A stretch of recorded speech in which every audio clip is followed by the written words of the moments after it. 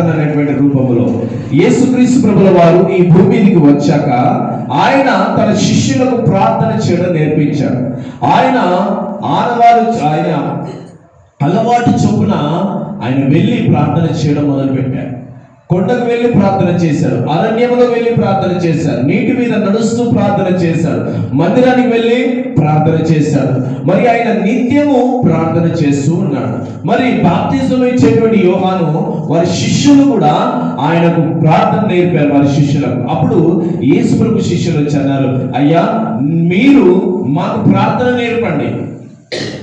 బాప్తిజం ఇచ్చేటువంటి యోహాను గారు వారి శిష్యులకు ఎలాగైతే ప్రార్థన చేశారో అలాంటి ప్రార్థన మాకు కూడా నేర్పండి అని అన్నప్పుడు యేసు ప్రభు వారికి ప్రార్థన నేర్పాడండి. ఆ ప్రార్థనే గొప్ప ప్రార్థన. అది ప్రార్థన అనేది ప్రతి వారికి కూడా కంఠస్థం కావాల్సినటువంటి ప్రార్థన. ఆ ప్రార్థనే పరలోకపు ప్రార్థన. ఆమేన్. మరి ఆ పరలోకపు ప్రార్థనను చాలా వివరంగా వివరించుకుంటూ వెళితే అందులో చాలా మూలాలు మనకు బయటకు వస్తుంటాయి. అందులో గొప్ప గొప్ప విషయాలు, దేవునితో ఉన్నటువంటి సహవాసం ఏంటి, మనము దేవునితో మాట్లాడడం ఏంటి అనేటువంటి గొప్ప గొప్ప విషయాలను మనము గ్రహించగలుగుతాం. ఒకనాడు దేవుని పేరు ఎత్తాలంటే భయపడేటువంటి కాలం. కానీ యేసు ప్రభు ఎప్పుడైతే ఈ భూమి మీదకి వచ్చాడో తండ్రికి మనకు మధ్యలో ఆయన వారధిగా ఉండి మనందరికీ కూడా ఆయనను తండ్రి అని పిలిచేటువంటి భాగ్యం ఇచ్చాడు. Praise the lord. ఎందరైతే ఆయనను అంగీకరించారో వారందరికీ కూడా ఆయన కుమారులు అయ్యేటువంటి అధికారాన్ని ఇచ్చాడు. Praise the lord.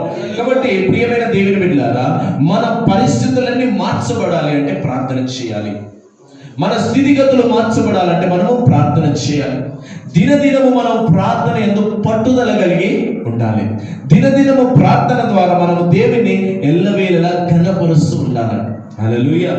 అదే మరి ఆ యేసు ప్రభుల వారు తండ్రితో తనకున్నటువంటి సహవాసాన్ని ప్రార్థన ద్వారా ఆయన తెలియజేశాడండి. హల్లెలూయా. అటువంటి ప్రార్థన జీవితాన్ని మనము అలవర్చుకుంటున్నాం. మరి ఆ అలవాటు చేసుకున్నటువంటి ప్రార్థనలో దినదినము మనం ఏం చేయాలంటే ఇంకా లోతైనటువంటి ప్రార్థన అనుభవంలోకి వెళ్ళాలండి. మరి సంఘములో ఒక ప్రార్థనను దేవుడు నియమించాడు అనంటే అది నియమించబడిన కార్యము ఎందు నిమిత్తమైనదో, ఏ విషయంలో ఆయన మేలైనటువంటి కార్యాలు చేయబోతున్నాడో ఆ చేయబోతున్న కార్యాల నిమిత్తము దానికి తగినటువంటి ప్రార్థన అనేది మనల్నితో చేయించడానికండి. హల్లెలూయా. దేవుడు తన సంఘాన్ని ఎల్లవేళలా దీవించాలనుకుంటున్నాడు, ఆశీర్వదించాలనుకుంటున్నాడు. ఇదిగో నా పిల్లలను బహుగా దీవించాలనుకుంటున్నాడు. ఆ దీవెనలకు మనము అర్హులుగా ఉండాలి. ఆ దీవెనలు పొందుకోవడానికి మనము యోగ్యులముగా తయారు చేయబడాలండి. హల్లెలూయా. మరి దేవుడు ఎన్నోసార్లు ఆయన కార్యాలు చేయాలనుకుంటాడు, కానీ కొన్ని విషయాలు విశ్వాసులమైనటువంటి వారు ఏం చేస్తుంటారంటే వాటిని పొందుకోలేని స్థితిలోకి వెళ్ళిపోతుంటారు. హల్లెలూయా. మనల్ని పొందుకునేటువంటి స్థితిలో మనల్ని దేవుడు ఉండమంటున్నాడు. మనము ఆయన ఏవైతే మేలులు మనకి ఇస్తున్నాడో వాటిని స్వీకరించగలుగుటకు ఎలిజిబిలిటీ మనం సంపాదించుకోవాలి. హల్లెలూయా. ఆ ఎలిజిబిలిటీలో మనము ప్రార్థన చేస్తున్నప్పుడు ఎలాంటి ప్రార్థన చేయాలంట? విశ్వాసముతో కలిగిన విశ్వాస సహితమైన ప్రార్థన చేయాలి. హల్లెలూయా. విశ్వాసం అనగా మనం అందరం కూడా చెబుతాం, హెబ్రీ పత్రికలో ఏముందండి? విశ్వాసం అన్నది నిరీక్షింపబడు వాటి యొక్క నిజ స్వరూపం. మనం ఏదైతే విషయం గురించి నిరీక్షిస్తున్నామో అది ఒక దినం రోజున జరగబోతుంది. అదే ఆ నిజము, అది నిజముగా మన ఎదుటకు రాబోతుంది. అబ్రహాము నిరీక్షణ కలిగి ఉన్నాడండి. ఏంటి అంటే, ఇదిగో నన్ను విశ్వాసులకు తండ్రిగా దేవుడు చేయబోతున్నాడు. నన్ను పిలిచిన పిలుపు విశ్వాసులకు తండ్రిగా. కొన్నిసార్లు ఏమవుతుందో తెలుసండి, దేవుడు మనల్ని పిలిచిన పిలుపును మనము నిర్లక్ష్యం చేస్తుంటాం. పిలువడం అంటే కేవలం సేవకులను ఒక్కరిని మాత్రమే పిలిచారని కొంతమంది అనుకుంటారండి. సేవకులను మాత్రమే దేవుడు పిలిచాడు అనుకుంటారు. సేవకులను ఎందుకు పిలిచాడు అంటే ఒక సంఘమునకు నాయకుడుగా ఉండడానికి, తన ప్రజలను నిలబెట్టడానికి, కట్టడానికి, తన ప్రజలను బలపరచడానికి, తన మందను కాయడానికి. మరి విశ్వాసులను కూడా దేవుడు ఒక్కొక్కరిని ఒక్కొక్క పని నిమిత్తం ఆయన పిలుచుకున్నాడు. హల్లెలూయా. నేను ఎందుకు అని అనుకునేది కాదండి. ఎందుకు నేను అందుకునేది కాదు, ఎందుకంటే దేవుడు ఏదో ఒక పని నిమిత్తంలో మనల్ని ఆయన పిలుచుకున్నాడు. కొన్ని పరిస్థితులు ఏం చేస్తాయంటే ఆయన పిలిచినటువంటి పిలుపును కూడా మనల్ని ఎందుకో కృంగజేసేలా చేస్తాయండి. దేవుడే నన్ను పిలిస్తే ఈ కష్టాలు నాకెందుకు, దేవుడే నన్ను పిలిస్తే ఈ బాధలు నాకెందుకు, దేవుడే నా తోడుగా ఉంటే ఈ ఎన్ని సమస్యలు నాకెందుకు అని చెప్పేసి ఆయన బాధపడుతున్నాడు. దేవుడు ఆయనను పిలిచాడు, పరాక్రమము గల ఓ బలాఢ్యుడా. హల్లెలూయా. నిజానికి ఆయనలో ఏ పాటి పరాక్రమము ఏ బలం ఉందో తెలియదు కానండి, దేవుడు ఆయనను ధైర్యపరిచాక ఆయన నిజంగా పరాక్రమం గల బలాఢ్యుడిగా మార్చబడ్డాడండి. దేవుడి లోకంలో జ్ఞానులకు ఏర్పాటు చేసుకోవాలి. జ్ఞానుల జ్ఞానమును సిగ్గుపరచడానికి వెర్రి వారిని ఏర్పాటు చేసుకున్నాడు. నా వల్ల ఏమవుతుంది, నా వల్ల ఏమవుతుంది అన్నటువంటి వారిని దేవుడు ఏర్పాటు చేసుకున్నాడు. మోషే అంటున్నాడు, దేవా నా వల్ల ఏమవుతుంది, నేను ఒక మాట మాంద్యం గలవాడను, నత్తివాడను, నేను మాట్లాడే మాటలు అవతల వారికి నవ్వు కలగజేస్తాయి ప్రభువా, నేను వెళ్ళలేను అని అన్నాడు. కానీ దేవుడు అన్నాడు, ఇదిగో నీ నోటికి నేను నోరుగా ఉంటాను. బలహీనుడైన మోషేని ఏర్పాటు చేసుకున్నాడండి. హల్లెలూయా. వీరందరూ ఎలా బలం తెచ్చుకున్నారు? బలహీనులను దేవుడు ఏర్పాటు చేసుకున్నాక ఈ బలహీనులు ఎలా బలం పొందుకున్నారు అంటే వారు ప్రార్థించిన ద్వారా బలం పొందుకున్నారండి. హల్లెలూయా. ప్రియమైన దేవుని బిడ్డలారా, ఈ దినము రోజున దేవుని యందు నువ్వు బలం తెచ్చుకోవాలంటే నీ ప్రార్థన జీవితం ఇంకా రెట్టింతలు అవుతూ ఉండాలి. హల్లెలూయా. ప్రార్థన జీవితం రెట్టింతలు అవుతున్న కొద్దీ నీలో ఆత్మీయంగా మార్పులు చెరుపులు జరుగుతుంటాయి. అపవిత్రమైనది బయటికి వెళ్తుంటుంది, పవిత్రమైనది నీలోకి వస్తుంది. దేవునికి విరోధమైనది నీలోంచి బయటికి వెళ్తుంది, దేవునికి ఇష్టమైనది నీలోకి వస్తుందండి. అవిశ్వాసం నీలోంచి బయటికి వెళ్తుంది, విశ్వాసం అనేది నీలోకి వస్తుందండి. అబ్రహాం కూడా విశ్వసించాడు, ఇదిగో దేవుడు నన్ను పిలిచాడు అన్నాడు, వెళ్ళాడు, సమస్తమును విడిచిపెట్టి వెళ్ళాడు, వెంబడించాడు. ఇదిగో నీ సంతానాన్ని నేను ఆకాశ నక్షత్రాల వల్ల చేస్తాను, సముద్రపు ఇసుక నేను వల్ల చేస్తాను అని అన్నాడండి. అట్టి వాగ్దానం ఉంది. ఆ వాగ్దానం నెరవేరేంత వరకు ఆయన ఓర్పు కలిగి ఉన్నాడు, నిరీక్షణ కలిగి ఉన్నాడు. ఆ నిరీక్షణనే విశ్వాసము. దుష్టుడు అంటాడండి, నీలో నిరీక్షణను కోల్పోవడానికి వాడు అవిశ్వాసమైన మాటలు ఎంతో మంది మనుషులోంచి నీలో విత్తుతూ ఉంటాడండి. ఆ విత్తుతున్నటువంటి మాటలు ఏ విధంగా ఉంటాయంటే నిన్ను కృంగదీసేలా ఉంటాయి, నిన్ను పడద్రోసేలా ఉంటాయి, నిన్ను హేళనకరంగా చేసేలా ఉంటాయి, అవమానకరంగా మాట్లాడేదిగా ఉంటది. కానీ ఎక్కడ వాటికి చోటు ఇవ్వద్దండి. చోటు ఇవ్వడం అంటే ఏంటి? వాళ్ళు అన్నటువంటి మాటల్ని మనం హృదయంలోకి తీసుకోవద్దు. ఎందుకు అనంటే మనలో దేవుడు పలికిన మాట ఏదైతుందో ఆ వాగ్దానాన్ని నువ్వు గట్టిగా పెట్టుకోవాలండి. నీ హృదయంలో గట్టిగా నువ్వు నిలబెట్టుకుంటున్నప్పుడు విశ్వాసానికి చోటు ఉంటుంది, కానీ అవిశ్వాసానికి చోటు ఉండదు. ఆయన దీవించబడ్డాడు అబ్రహాం, మోషే దీవించబడ్డాడు, అనేక మంది జనకు నాయకుడయ్యాడు. మరి అబ్రహాము తన కుమారుడైన ఇస్సాకు కూడా దీవించబడ్డాడండి. అబ్రహామును దేవుడు పిలుచుకున్నాడు, ఇస్సాకును దేవుడు పిలుచుకున్నాడు. ఇదిగో నన్ను వెంబడించు అన్నాడు. ఇదిగో మాకు మేలు జరుగుతుంది అనుకుని వెంబడించారు. వెళ్తుండగా వారికి కరువు వచ్చిందండి. ఆ కరువులో వారు దేవుని దగ్గర ఎలాగున ఆ కరువు నుంచి విడుదల పొందుకోవాలో దాని గురించి ప్రార్థించారండి. వారి కష్టము దీవించబడడానికి ప్రార్థించారు. ఇస్సాకు కాలం ముందు కరువు వచ్చినప్పుడు ఆ ఏట ఆయన పిడికిడి గింజలు తన చేత పట్టుకొని దేవుని సన్నిధిలో కన్నీరు కార్సు విత్తనాలు విత్తాడంట.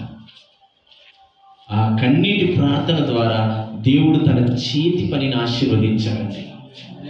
ప్రియ సంగమా, నీ చేతి పని ఆశీర్వదించబడాలి, నీ సంపాదన ఆశీర్వదించబడాలి అనంటే నీ కన్నీటి ప్రార్థన విశ్వాసయుతముగా ఉండాలండి. విశ్వాస సహితముగా నువ్వు ఏదైతే ప్రార్థన చేసావో అప్పుడు నీకు కలిగిన సమస్తాన్ని ఆయన దీవించగలుగుతాడు. నీకు కలిగిన కరువు ఆయన కరువులో నుంచి ఆయన విడిపించాడు. దేవుని పిల్లలకి ఎలా ఉంటుంది తెలుసా అండి?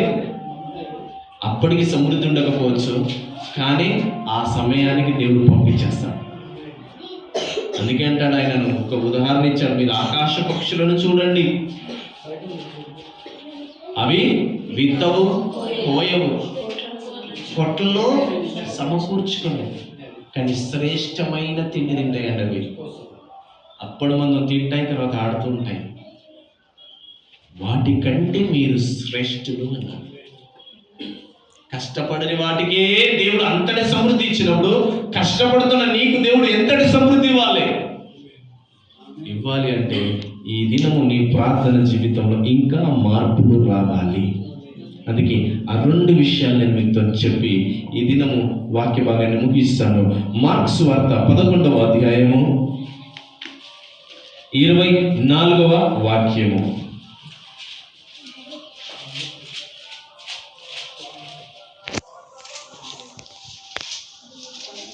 మార్క్స్ వార్త 11వ అధ్యాయము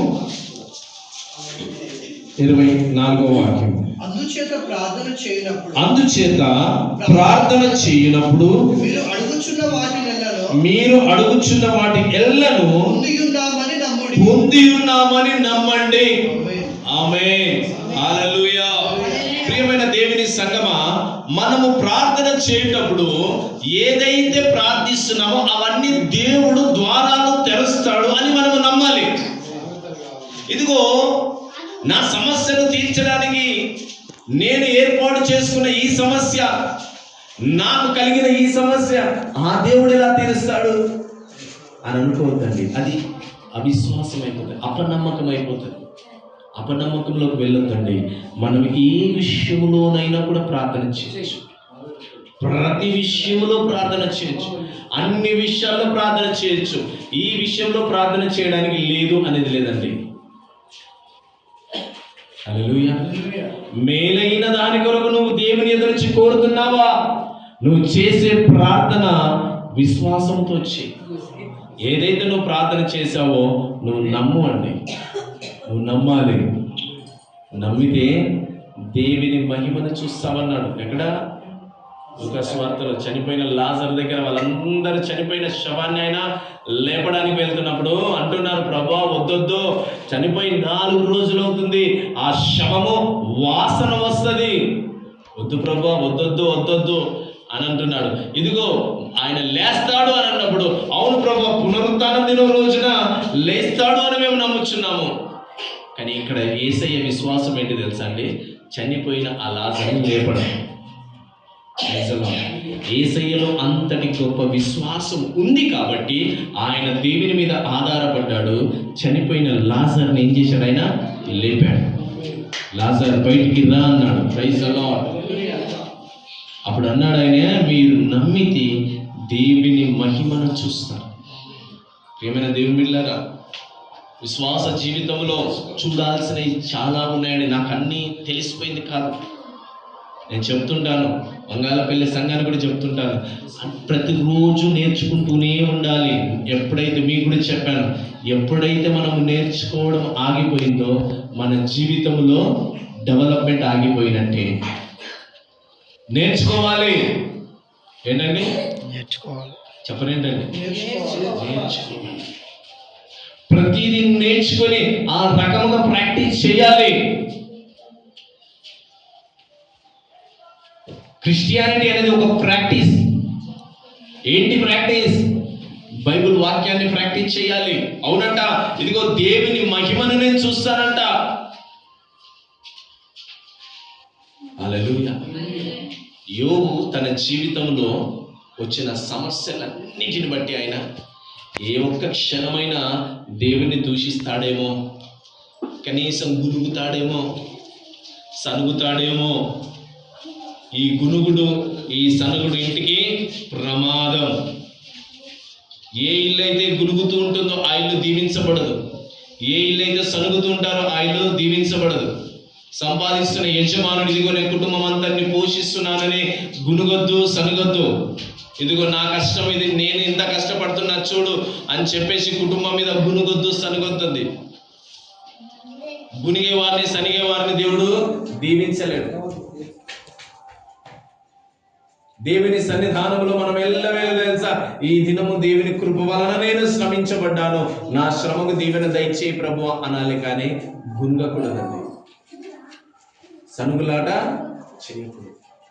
యోబు జీవితంలో ఏనాడైనా గునుగుతాడేమో, సనుగుతాడేమో, లేదా దేవుణ్ణి విడిచిపెడతాడేమో అని చెప్పి సాతాను ఎన్ని ప్రయత్నాలు చేసినా ఏ ఒక్క ప్రయత్నంలో కూడా యోబు సాతానికి ఇక్కడ కూడా అవకాశం ఇవ్వలేదు, కానీ దేవుని మహిమపరుస్తూ ఉన్నాడండి. మహిమ అంటే ఏంటి తెలుసండి? గ్లోరిఫైడ్, ఉన్నతమైనది. అది మన ఆత్మీయ జీవితము ఒక మహిమకరంగా ఉంచబడాలి అంటే మహిమలో అదొక గ్లోరిఫైడ్, ఉన్నతమైనది. యోబు తనకు కలిగిన అంతటిని బట్టి దేవునికి స్తోత్రం చెల్లిస్తున్నాడు, కానీ తనకు ఉన్నదంతా పోయినా కూడా దేవునికి స్తోత్రమే చెల్లిస్తున్నాడు. అది మహిమనండి. పరీక్షలకు భయపడొద్దండి. పిల్లలు మనం ఏం చెప్తాం? సంవత్సరం అంతా నువ్వు చదివితే పరీక్షలకు భయపడతావా? పరీక్ష ఎగ్జామ్ ఉందని భయపడతావా? ధైర్యంగా రాస్తావు కదా అంటాం. అలాగనే మనము ఆత్మీయ జీవితాన్ని మనము చాలా ఈజీగా ఏలాలి అంటే దేవుని వాక్యాన్ని మనము దినదినము ప్రాక్టీస్ చేస్తూ ఉంటే ఎటువంటి పరీక్షలు వచ్చినా మనకు భయమే ఉండదండి. పిరికితనం దేవుడు నాకు ఇవ్వలేదని చెప్పండి. Praise the lord. భయము దేవుడు నాకు ఇవ్వలేదని చెప్పండి. ఎక్కడైనా చెప్పాడా మీరు భయపడండి అన్నాడా దేవుడు? పిరికితనంతో ఉండండి అన్నాడా దేవుడు? సాతానుతో మీరు ఎప్పుడైనా భయపడుతూ జాగ్రత్తగా ఉండండి అన్నాడా? వాడిని ఎదిరించమన్నాడు. ఏంటండి? ఆ శక్తి మీలో ఉండాలి అంటే ప్రార్థన బలం, శక్తిని పొందుకోవాలి. నువ్వు ప్రార్థన చేసినప్పుడు, ఇదిగో సాతాను మీద నాకు విజయం ఉంది అని నువ్వు నమ్మినప్పుడు వాడి మీద నువ్వు యుద్ధం ప్రకటిస్తావండి. నువ్వు ఇంత ప్రార్థన చేసి మళ్ళీ సాతాను క్రియలకు భయపడుతున్నావంటే నీ విశ్వాసం ఇంకా ఫ్రూట్ఫుల్గా మార్చబడలేదు. నీ విశ్వాసం గొప్పదిగా మార్చబడాలా. నువ్వు ప్రార్థన చేస్తున్నావు, దుష్టత్వ క్రియలన్నీ కూడా నీ మీదకి రాకుండా ఉండాలని నువ్వు ప్రార్థన చేస్తున్నావు, అయినా కూడా మరలా వాడి క్రియలకు నువ్వు భయపడితే కనుక నీ విశ్వాసంలో ఇంకా మార్పులు చేర్పులు చేసుకోవాలి. అంటే వాడు నీ మీదకి నువ్వు ప్రార్థన చేసినంత మాత్రం నీ మీదకి పోరాటానికి రావడం ఆపేస్తాడు అని నేను చెప్పట్లేదు. యేసుప్రభుల వారు ఉపవాసం ఉన్నారు. బైబిల్ గ్రంథంలో దేవుని వాక్యం సెలవిస్తుంది, ఒక దినం ఉపవాసం ఉండి ప్రార్థన చేస్తే 7 దయ్యాల మీద అంత శక్తి మనకు వస్తుందట. 7 దయ్యాలను పారద్రోలగలిగిన శక్తి. 1 కాదు, 2 కాదు, 3 కాదు, 4 కాదు, 5 కాదు, 6 కాదు, 7 కాదు, వారి అమ్మమ్మ తాత ముత్తాతల దయ్యాలన్నీ కూడా కలిసి ఒక 7 తరాలు కలిసి నీ మీదకి యుద్ధం వచ్చిన తెలుసా? నీ ఒక్కరోజు ఉపవాస ప్రార్థన వాటన్నిటిని తరిమి కొడుతుందంట. తరిమి కొట్టకుండా వాడు వెళ్ళి ఇక నీ మీదకి రాడు అని చెప్పట్లేదు, కానీ నీతో గెలుపొందాలి అనేటువంటి ఫైట్ వాడు చేస్తూనే ఉంటాడు. నువ్వు వాడిని తొక్కివేయాలన్నటువంటి ఫైట్తో నువ్వు చేస్తూనే ఉండాలి. వాడికి భయపడ్డావా? నీ విశ్వాసం అనేది బలంగా లేనట్టండి. పిరికివారు పరలోక రాజ్యానికి చేరరు అంటున్నాడు.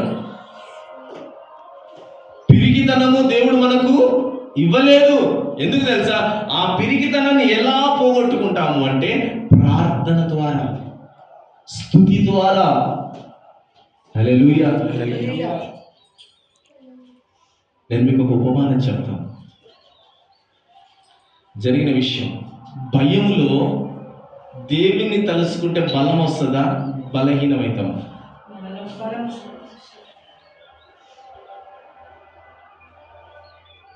నేను చెప్తాను ఆ విధానం.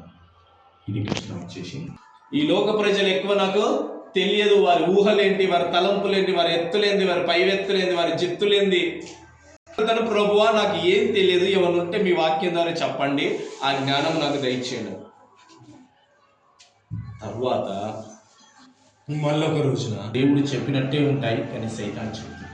కొన్ని విషయాలు ఏం తెలుసా? సైతానే చెప్తా, దేవుడే చెప్పిన ఎలా ఉంటాయి. అంత తొందరగా క్లారిఫైడ్కి నేను రాను. ఎందుకు తెలుసా అండి? ఈ క్లారిఫికేషన్ అనేది నాకు కంప్లీట్గా దేవుని దగ్గర నుంచే రావాలి. అది రావడానికి కొద్ది నెలలు కూడా పట్టచ్చు. 7 నెలలండి, 7 నెలలు. ఆ పురుగు పేరు కొమ్ము